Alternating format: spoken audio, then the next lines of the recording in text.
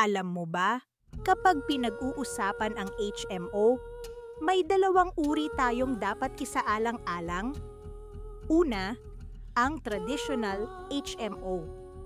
Para itong isang masayang laro, pero may limit.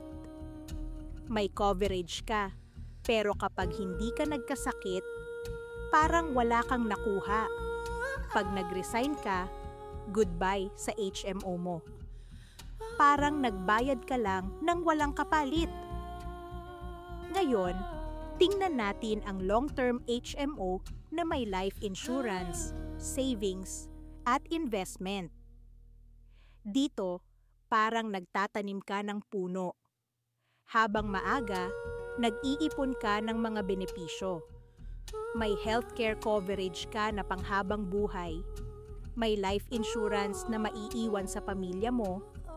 At may savings at investment na makakatulong sa retirement mo.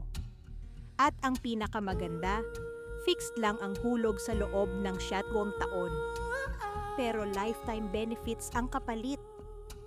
Isipin mo, sa bawat hulog, parang nag-aalaga ka ng puno na sa tamang panahon, may bunga ito para sa iyo at sa pamilya mo.